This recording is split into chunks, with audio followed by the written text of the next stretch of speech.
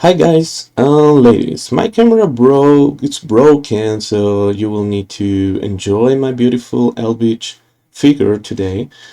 And I come to bring you my build, my current build. I got asked a lot about my Infinite Shadow build from Twisted Blade, Cool War for Flurry as well. But just Twisted Blade is better skill right now. But if in the future Flurry get better, I also work for Flurry as well. So this is a melee build that abuse the new glyph called Nightstalker. Nightstalker entering a stealth reduce the active cooldown of Shadow Imbuement by 4 seconds. In the way we trigger this is using our evade our evade skill that every character have, and that plus the lethal dusk. Evade in turn an enemy infected with Shadow Imbuement, grant a stealth for 4 seconds, breaking a stealth, blah blah blah. Don't really don't matter that much, but give some heal. But this what actually makes the build like a do couple twisted blade, evade through the enemy, do couple twisted blade, evade through the enemy, and you will get the Shadow Imbuement time every time you do like a 2 rotation of this. And at the same time, um, for purpose of cooldown reduction and abuse all the resources that the build can provide, I'm actually using preparation. It's a melee build with preparation. You can use combo points, it's really good for combo points as well, but since you have so much Shadow Imbuement, feels like a work for the combo points. Overall is less DPS because you have so much damage for clearing packs, and so you don't really need the combo points for clearing the Nightmare dungeons or Hell ties or all the content that is not bosses. Because this build biggest weakness is single target damage. You don't destroy bosses like a poison imbuement or rapid fire or even barrage. Barrage have better single target damage than what this build have, but that's mainly because you play like a combo point. You can always switch to combo points on the boss fight, so you can do more damage to the boss, even use a combination or whatever. But in the current setup, you will see all the variations and the link on the description from Macro page. It is an amazing page to make these different configurations. Um, I'm gonna be using the normal setup that don't include the Uber uniques like a Harlequin Crest, Chaco, Doombringers, maybe the new ring, the Uber unique ring core that makes your core skill cost less energy. That's a really good. Those are really good. Especially the Doombringer that I don't have yet. But for the normal setup, I choose to go with something really similar to Chaco. It's like instead of basic attack skill, it should be +4 Shadow Imbuement. This is not a big deal. It helps a lot in damage, but it is what it is. I didn't look for a better one because I got the check already. But you can also use Call of Nameless. Have a really good DR for close, cooldown, and the +4 Imbuements. So the plus of lucky hit chance is okay, but you lose like the 20% basic damage. Uh, I think for making this build really strong, you want to go T-Bolt. That is because you get so much resources every time you go into Concealment or Shadow Step or Shadow Clone that you have really fast. And the way to get perma into the big densities, you have perma Shadow Clone with Flicker Step and Preparation. If you go combo point, Flicker Step is even better because it helps to get the Shadow Clone more often. And Shadow Claws is a strong dispatch. They improve the UI of the Shadow Claw, but it's still not the best. But you see him fighting the enemies way more often than it was before. And okay, but so much blah blah, and we need more action. So we're gonna try a normal 900, not 900, 100 Nightmare Dungeon, and see how this works without the Chaco, of course, because probably you're not gonna have it. And the other one, this is really good, the God Slayer, but have the same problem. You're gonna be too squishy, and you're probably gonna die unless you have a really good Nightmare Dungeon to run. But the idea behind this is just, I don't know, bring almost any Nightmare Dungeon that is not too repeat, not really bad, not full of ghosts that are gonna kill you. Meanwhile, you're not melee range, and that is not the plan. The playstyle is not for every people, because you need to do this evade just to get the Shadow Boon back all the time. I will try to kill everything I can. It's not necessary, especially in this patch where the most important gear you get from the bosses beside the Nightmare Dungeons. But I will show you how I kill and how I tank, because the build overall is really tanky. The 45 addition into the into the vampire powers is really strong, but really strong. Like you don't know how good is 45 until you're a rogue playing with 45. And so you can see the Shadow Clone was hitting this guy all the time and was doing some damage. Oh, I didn't move in time, my bad. Usually this don't happen if you're full focus. And the vampire powers, we will run in and we show everything on the end. It's gonna be like a revenues for attack speed, and you will have a undying for massive life steal, and we will have like a curse touch. The reason why I love a curse touch is because this is a really good addition to damage. Really good addition to damage. It's looks like it's not that much that the damage, the 200% increased damage to the ghost, but in reality it looks like a lot. They do a lot of damage. This kind of explosion do a lot of damage. I'm gonna pick it out, Lou, because I don't want to bother you. Look at how I pick up stuff on the ground. I hope I don't miss anything good.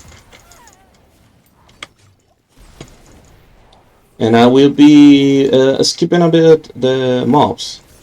Just going to pack between packs. I don't want to stay there. And one thing why the enemies don't attack you that often is because you're going constantly into the stealth. So every time the mobs are looking for you, you're evading and going to stealth, so the enemies don't see you actually. And it's a really big defensive mechanism that might not be really obvious to all the people, but in reality helps a lot. Like you're dazing, you have an 50% unlucky hit chance every days, and that also help you a lot to have everything under control, but you don't want to make the enemies unstoppable all the time. So that's why you don't want to abuse the CC into enemies, so you do an addition to the CC with the constantly stealth. That is part of the magic of the build, like being infinite shadow imbuement also means that you are constantly going stealth. I'm killing enemies just because I want to show how the build works, but I perfectly can skip all the way to the boss in this particular map. But I'm not gonna do that. I'm 100% almost 45, looks like a 99. If you see I'm tanking, I'm not trying to play super fast like I usually do on my streams. I'm trying to just be more calm, more like a casual style. I see no reason to don't take that. Well, maybe I shouldn't. Just you guys can see how the build actually works without any of these random strong moments. I need to look for the boss or the elites. One of the questions I get really often is why I don't run Metamorphosis. The main reason why I don't run Metamorphosis is because the travel distance of Metamorphosis put me always in a really awkward position. When you use Metamorphosis, let's say I'm evading here through the potions, I hit from this to this, and I always stay in range. But if I put Metamorphosis on, let me replace whatever I have. I might don't have. Let me see which one. Yeah, actually that one. I want to fight this area like that. You see here? Okay, this item. Okay, this totem. In the moment I use Metamorphosis, I'm too far away. So I need to move again to engage the enemy.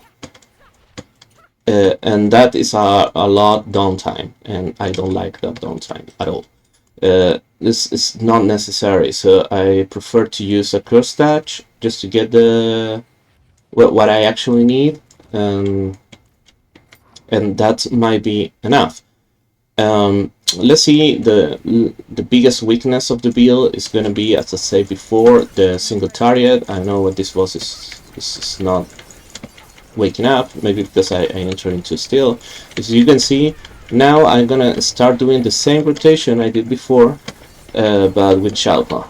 As you can see, it's 5 seconds into the Shalcon, 6, 7, and I have the Shalcon already ready to pop up. Usually a 100 boss with my current damage take like 2 stagger to 3 staggers, depend of the Nigmare dungeon, of course, to kill.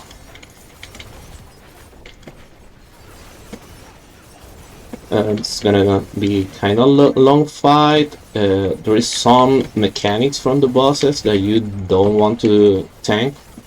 There's a lot of bosses that can one-shot you in the back if you're like not paying attention, or if your 45 is not long and it's not big enough. You really wanna be really cautious about don't get hit. And this build is really good about don't getting hit, because you're going stealth every time you evade through the enemies, and you're evading all the time, so you can easily dodge almost every single attack. Like that, melee attacks don't do enough damage for this build. As you can see, I have like a 16k armor. I can tank very well all the damage, the physical damage, and I still have my fortify. And this is the damage without Chaco, without Godslayer. Of course, Godslayer into the boss fight gives a lot of damage, and I'm gonna show you right now. Maybe you will not be able to see it too much because this is the end of the fight. But Godslayer is a lot of damage into the boss fight. That multiplier is really big, and this was a 109 dungeons, really chill, really chill. I died once because I wasn't paying attention, but most of the time, unless you're fighting like a ghost or that kind of stuff, you just don't die. This is really strong. The build have a good clear speed, can kill a lot of mobs. There's where Godslayers become even better because you can shadow step into the lead and pull everything that is close to the enemy and kill them. But overall, of course, Chaco is always going to be the king. On the end, it's so good. It's really good. What do I do for killing bosses like Duriel. I just swapped to poison. I just swapped to poison.